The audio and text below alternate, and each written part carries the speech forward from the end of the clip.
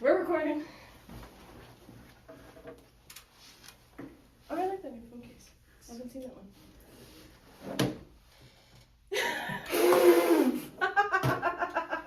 There's gotta be a blooper reel at the end of them.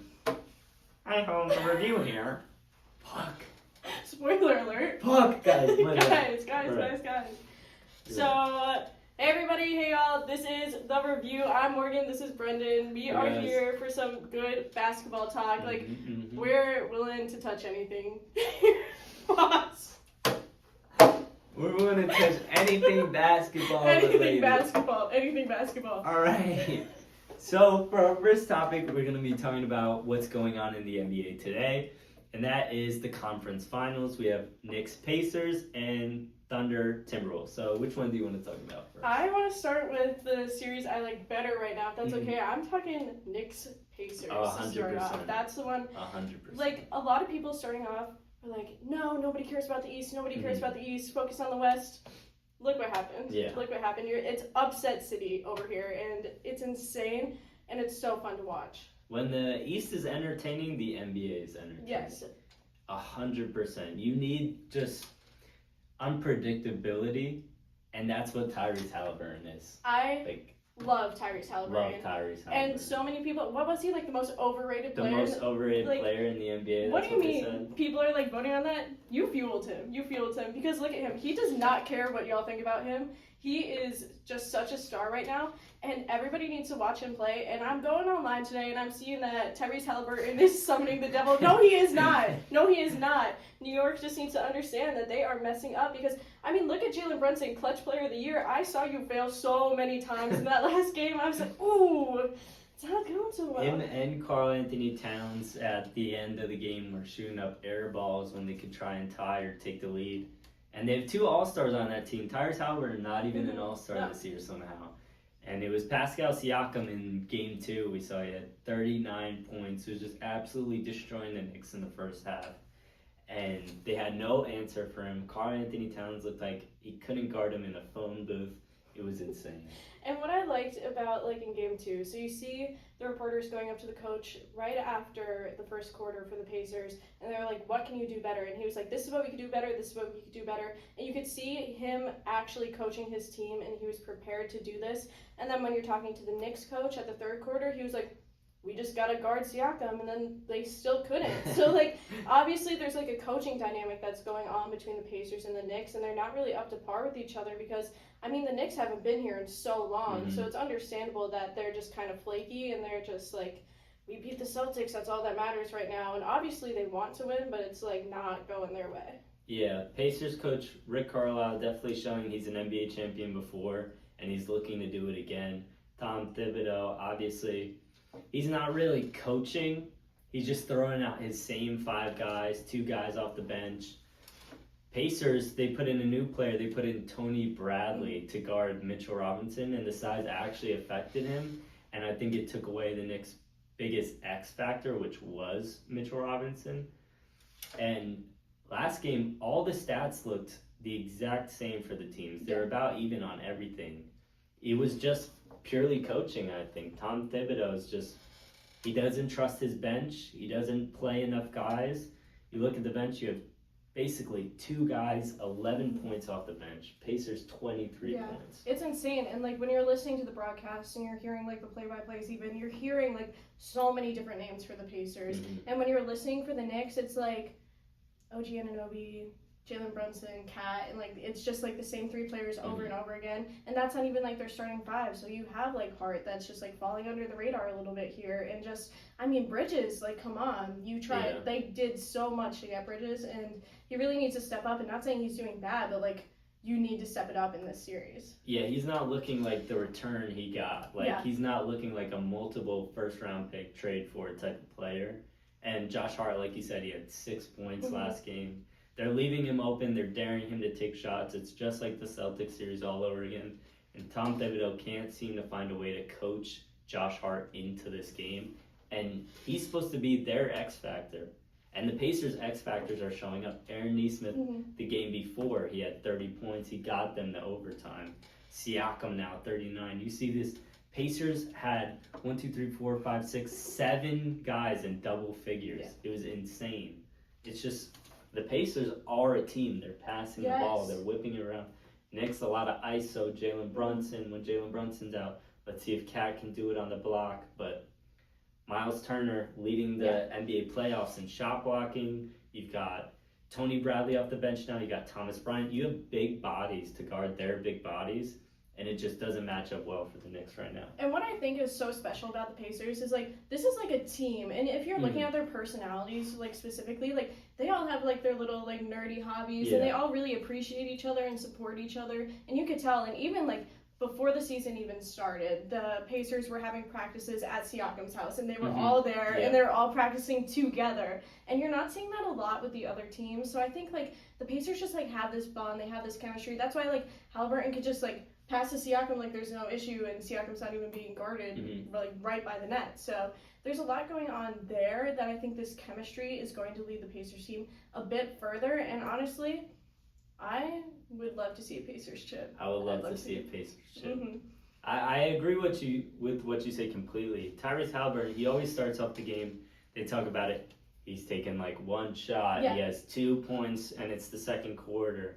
Because they played through everyone else. It's like a team. Everyone's contributing. The disparity was 26 to 18 on assists.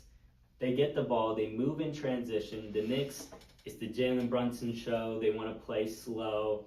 And you could see OG Anunoby was tired the first game of the series. Second game of the series, even more so. Josh Hart, Karl Anthony Towns, these guys are playing 40 minutes, 39 minutes, 36 minutes. They're not going to last if this series goes even further. It's going to be insane. And, like, even looking in the first game when it went into overtime, like, the camera went straight to Cat. He looked dead. He looked like he was not playing anymore. Like, I was like, I don't know how he's going to do it. Once they, like, showed that shot, I was like, the Pacers won this game already because you could see how exhausted this Knicks team is.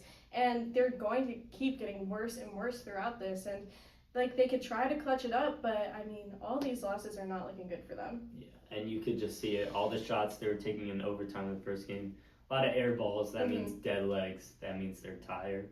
So, anything else you want to say about that series? I don't think so. I'm just excited to see it wrap up because I see a big opportunity for the Pacers. What's your prediction of the series? My prediction for the series. So, I do think I feel like the Knicks can't not win a game. The Knicks, they made it this far. I don't think the Pacers are going to sweep here. But I think the Knicks are only winning like one game against the Pacers here. I agree. I got Pacers in 5 as well. The Knicks have talent enough to get them a game, but the coaching and the speed that they're going up against, I don't think it pans out well at all. And then we'll go to the next series that's going on, which is OKC Timberwolves, which hasn't been as exciting when it gets to the second half because OKC just seems to pull away and pull away. And in the first half of the first game, it was a really close game. Second half, the disparity was 70 to 40. Just completely run out of the gym, the Thunder.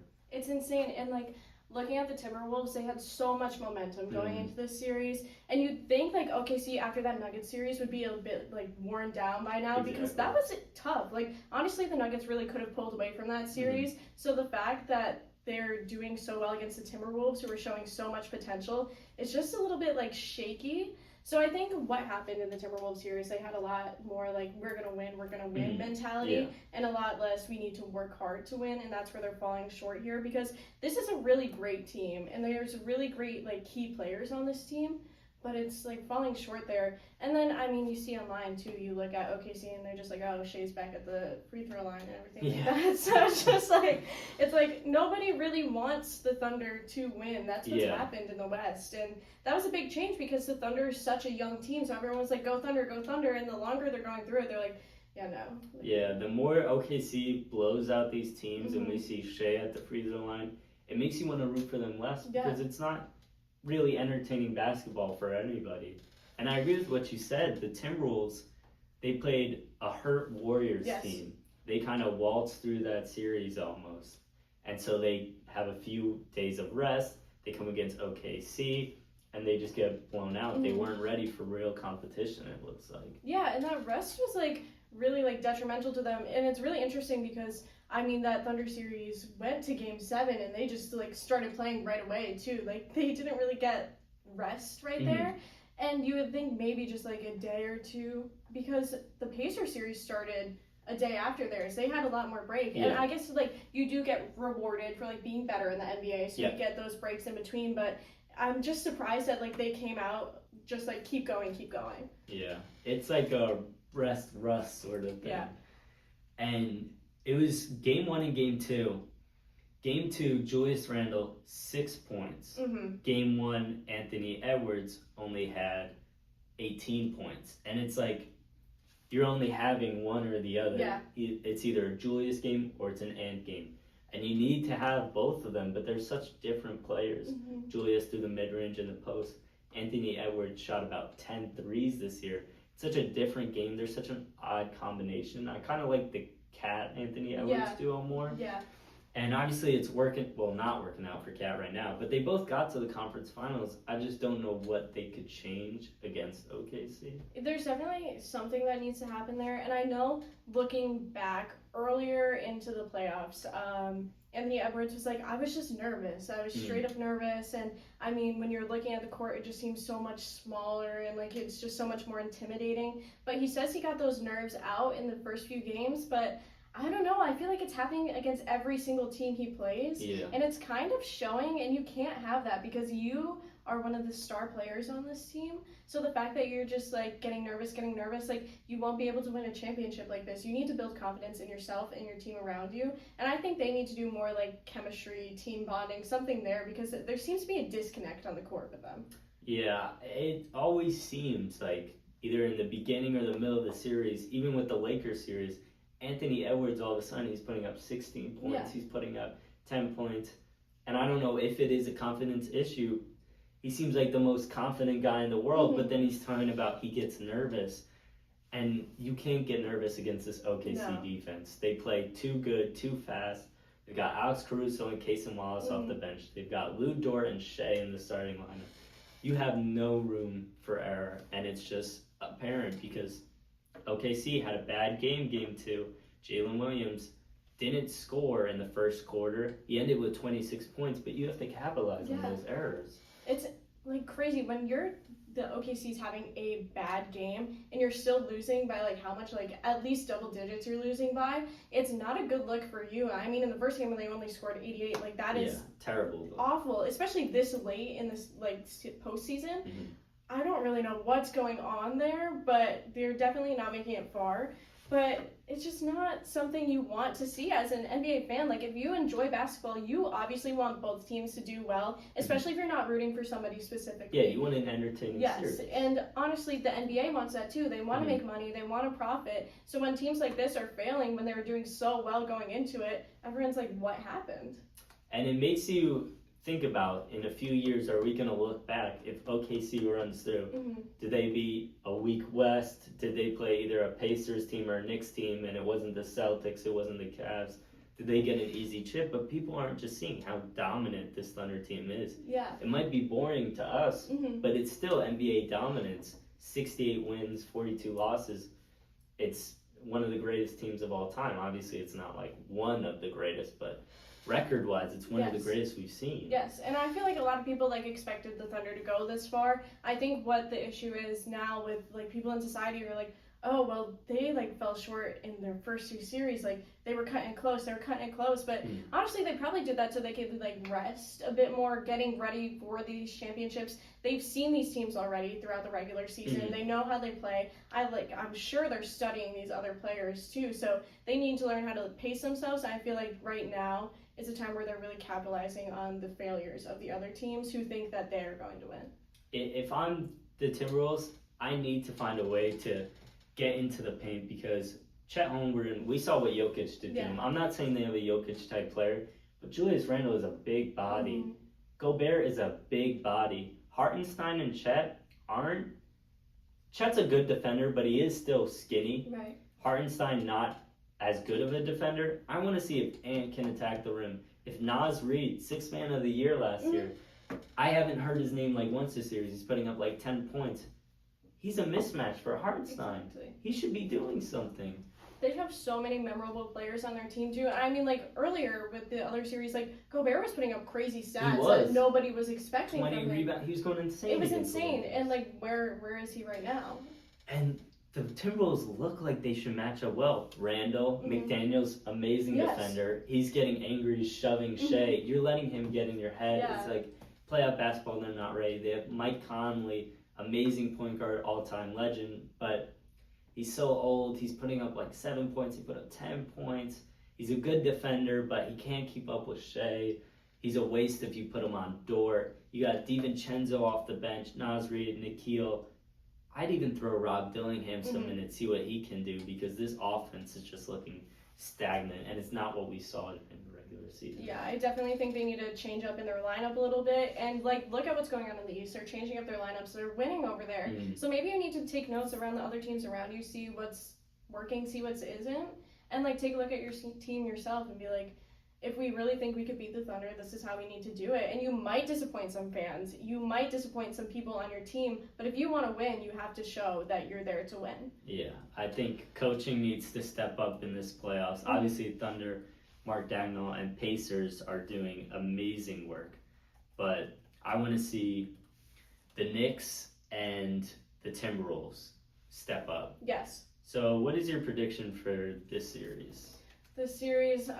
I think it's going to be really similar to what I'm thinking for the East. I could see the Thunder sweeping here, but I really want to give it to Anthony Edwards. I really want to give it to the Timberwolves themselves because they put up such a great season this season. I would love to see them win at least one game against the Thunder. So I want to say Thunder in 5, but I won't be surprised if they don't make it that far. I think it might be a Thunder sweep just based on these last 2 games. The Timberwolves don't look like they've learned much.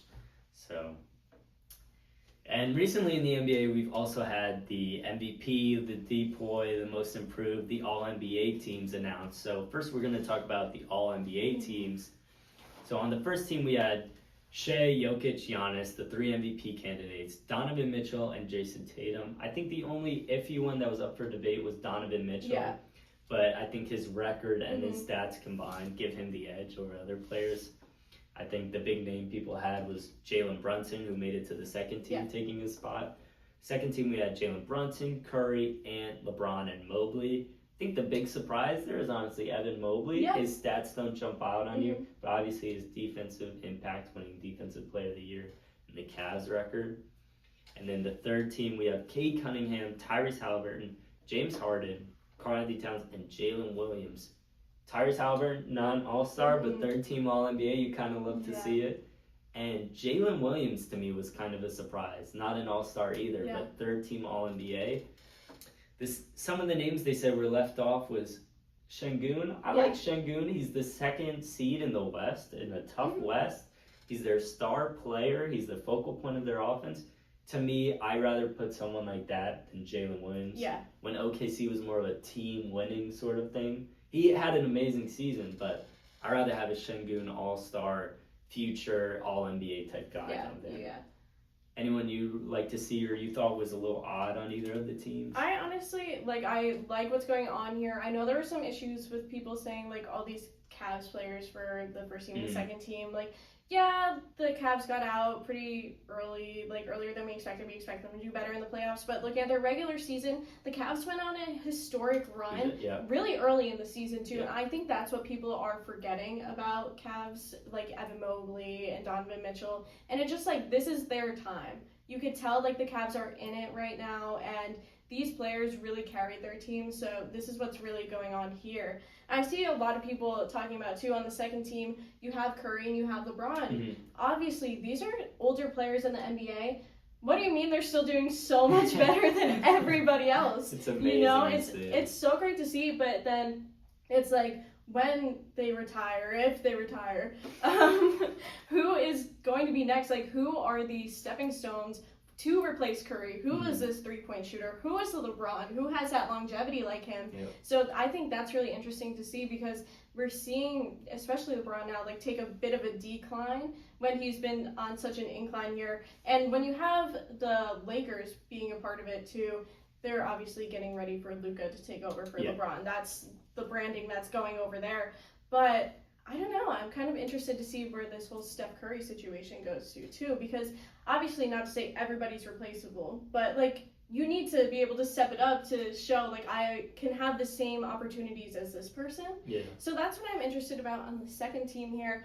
And on the third team, I was kind of surprised about James Harden. It's great to see him back, honestly. I know. I thought James Harden, I was really supporting him on the Clippers. And I thought this was such a great fit for him because when he was on the Sixers, I was like, I cannot stand James Harden. I was like, what is he doing? Like, he's not, like, showing up to anything. And I was just like, dang, like, I cannot watch James Harden on the Sixers. So when I saw him on the Clippers and he was actually doing well, and in the postseason when he was doing so well, I was just, like, so excited. I was like, see, like, that is James Harden. That's where he belongs right here. James Harden, yeah, another a surprise to me. Obviously, he had an amazing season. The Clippers had an amazing season. Kawhi was out for, like, most of the year. So Yeah. James Harden was carrying. It's just great to see him getting his respect that he deserves. Amazing talent. Again, the fit in Philadelphia wasn't that good with Joel Embiid, but one thing I wanted to talk about was the new rule implemented that you have to play 65 games to be counted for All-NBA, DPOY, Most Improved, MVP. So we saw people like Luka Doncic, who played 50 games, averaging more than basically everyone on the first two teams. And then we had Kevin Durant playing in his millionth year, averaging 27, basically doing everything he could for that Suns team. Missed the cutoff by 3 games. Do you like the 65-game rule, or like, what are your thoughts on that? I think it's definitely interesting, and it shows like these players are in it to win it, and like stuff like that. But when you're looking at players who are getting traded and like issues like that, you have to take that into account. Like Luka got traded from the Mavs in the middle of the season. And yes, maybe he had some like issues before or after, like the transition and everything like that. But I think 65 might be a little too much. Yeah, a little harsh. Because obviously a lot of these players are in it to win it. Starting fives are usually not changing too much throughout the season. I mean, you will see some players fall, some players rise. That's just the actuality of basketball. But I think 65 is a bit too harsh. I do think they need a limit. You can't just play 2 games and like, that was a great game, like you deserve this spot. But I think it should all factor into it and maybe not have the limit of 65, but take into account like, oh, this person played 65 games, this is their stats. This person played 60 games, these are their stats, and compare them like that. And not focus on how many games did they play and immediately eliminate people from there. Yeah, give the voters more power in this, I think. Like, if you see someone like Joel Embiid, he played 30 games and his stats are amazing, you're obviously not going to put him on one of these teams. Someone like Kevin Durant, who played 60 games, you got to give him his respect and put him on there. If there was a game limit that you had to set and change it to, what would you change it to? I feel like a 50-game limit. I like that as well. Yeah, I think that's like a good, like, nice line there. And even if they want to do like maybe like a tier, like to be in like the first team, like this is the amount of games you play. That's a great idea. If you want to be in the second team, like this is your requirements, and the third team, this is your requirements. To give it a little bit more fluidity between the teams, I think a tier list right there would be pretty good. I think that's a great idea. I think 50 games, it's over the halfway point by a little bit. It gives people time, like you said, if they get traded and they have to readjust. If they come from injuries, 30 games, that's a decent amount. It's not a career season injury that you're missing. I just think the 65 games, there's not a lot of people who play 65, and that's how you get people like Jalen Williams, Karl Anthony Towns, like still great players, but you're taking spots from people like Luka Doncic and Kevin Durant. This is going to go into their Hall of Fame debate. Exactly. And when you're playing like 65 games and you're expecting so many people to play 65 games so they could have this like award on them, it gets like really like it's not healthy for your body, and they have to like take into account like these players are real people and they're gonna get injured. Like we're seeing players play with like torn meniscuses still, and that should not be happening. So if they want to be in this debate, I think they need to figure out this whole game situation, because it's not going to be healthy for all the players. Yeah, and players always talk about shortening the season. If you allowed them to load manage, you wouldn't have these issues. Like you see Kawhi, he took his time, he came back, and he was amazing in the playoffs. You just got to give these players their time. They're high-paid athletes. They don't want to ruin their bodies. It's just, I don't know. It's a debate that I think they'll look back and change in a few years. And then the last thing I wanted to talk about was the awards. I think the Defensive Player of Award, after Wemby got hurt, I think Mobley was a shoo-in. I don't know where that Draymond Green discourse came into play. Yeah. I think that was Vegas trying to get us. Probably. You never know. Six man, we got PP, Payton Pritchard. You know, no argument there. That white boy's crazy. Most improved player, Dyson Daniels. I like that they didn't give it to Cade Cunningham. Yeah. I don't want to see a first pick all-star when most improved. Yeah. Like, I liked it when Giannis won because he wasn't at that point yet. Yes, he was exactly. slowly. But Cade came out amazing. Yeah. His next year he was amazing. He's just always been amazing. The one I did have some discourse with was the MVP. Right. It was given to Shai Gilgeous-Alexander. They kept us on our edge of our seats. For a while, too. Yeah, they waited until after Game 7 of a second-round series. It was kind of insane. I just want to hear your opening thoughts on Shai. Obviously, the three candidates were Shai, Jokic, and Giannis. So, for Shai, like, obviously, the whole entire season, like, we knew Shai, Jokic, and Giannis were going to be the three players to come up. I honestly think that out of those three players, I think Shai is third. I agree. So, that's why I was just like, I understand, yes, the Bucks are out of the series, so they're like, don't even talk about Giannis. If Giannis made it further in the East, then it would have been like, oh, something's going on there. But it's just not. When you're looking at the most valuable player on your team, like, yes, the Thunder need Shai, right? But they could definitely work around him a little bit. But when you're looking at Jokic and Giannis, the way those two are leading their teams and just being a player for the team, and they genuinely are just so valuable. I think that Jokic should have won. I agree. He is my number one pick for MVP. Jokic is my MVP, and Giannis is number two for me, and that's how I felt throughout most of the season. I know earlier I was, I'm a little biased. I was like, oh, maybe it could be Giannis instead of Jokic, but it, like, obviously when you're looking at the stats, you're looking at the figures, you're looking at the gameplay, you are looking at the Nuggets firing their head coach and their GM, and Jokic stepping up to be a coach too, as well as a player. That is a valuable player to your team. I think, I wonder if this was a little bit of voters fatigue. We have Jokic winning 3 MVPs in the last 4 years. Giannis has won, and it's just Shai, OKC going to that point. Yeah. They have a 30-point scorer. Is it just at that point where you need OKC to be kind of more relevant, because it is still a small market team? Do you want OKC to be relevant? Do you not want to give it to these same two guys? Do you think there was a bit of voters fatigue? I think there was a little bit there, and I think definitely part of it was like, were you gonna change it if the Nuggets won?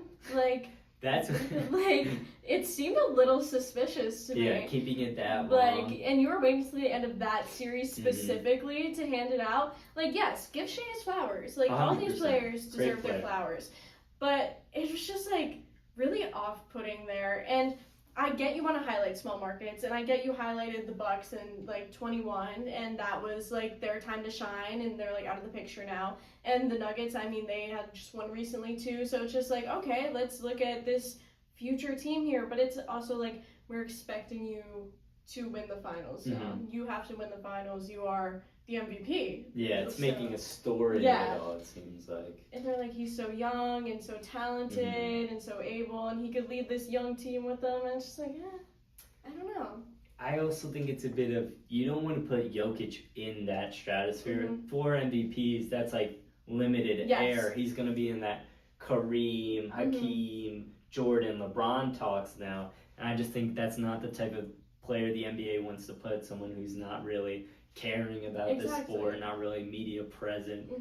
But I think you just have to give it to the best player. I mean, Shai, he has all defensive guys on his team, all NBA guys on his team, 2 7-footers, Caruso off the bench, Cason Wallace off the bench. He has all these defenders, he's just got amazing talent on his team. Jokic, he has Jamal Murray for part of the season. He has Aaron Gordon for part of the season. Michael Porter Jr. was, I mean, the decline was insane. He was looking like a defender his first few years. Couldn't defend, couldn't shoot as good as he used to. I mean, Aaron Gordon stepped up, Christian Braun stepped up, but it's because there was no one else. And it's because of the gravity that Jokic has. he averaged a triple-double this Yeah, year like in the center what? position. Him and Giannis, I mean, when you look at the advanced stats, I mean, they're in the 100th percentile, 96th percentile. Shea's in the 90s, in the 80s, and the, like, I don't know. I look at, something I like to do is points created. I take, like, assists plus points. Yeah. Jokic creates 50 points. Giannis creates 43.4. Shea creates 45.5 because he doesn't need to be the primary ball handler sometimes. Jalen Williams can do that.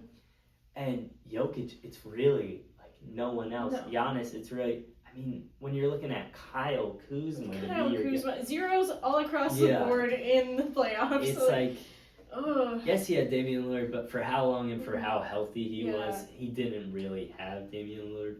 Brook Lopez took a step back dramatically. Gary Trent Jr. was good for part of the season. I mean, it was just Giannis being on both ends of the court. Jokic has improved his other end of the court. Shea is obviously amazing on both sides. But to me, it's just, I don't know, Jokic is that team. And to me, throughout the season, he was my MVP. The shots he hits, I've never seen someone hit those kind of shots. I mean, the one he did on OKC, he did a pirouette, just threw it up. I'm like, this guy is the greatest, honestly, the greatest player I've ever seen since 2018 Braun. Exactly. Honestly, I can't think of anyone I've seen better. Maybe seeing Prime Westbrook was a beauty, but Jokic to me is just hands down the best player in the league, and I think he might be for another 3-4 years. I think he does have some dominance with him, especially if he like stays with this Nuggets team too. Like, this is his home right now, and like he's really built a culture there. Like, he has built a culture there because when you had Karl Malone in the locker room, everyone was like, he was rude. Like, he was rude, and they just like, the team respects Jokic because they see he puts up numbers and he like. He cares. He cares. He just hides. Yeah, he does hide it. He's like, it's low-key when like a parent, like, you go to your dad and be like, can I get a cat? And he's like, I don't like cats. And then you get a cat, and then like your dad loves the cat. Like, that's Jokic in basketball. Like, like he's like, this is my job, but no, he does care about it. Because if he didn't care about it, he wouldn't be putting up numbers like this. He would just be on the bench. He would be getting that check and going. And he really just like.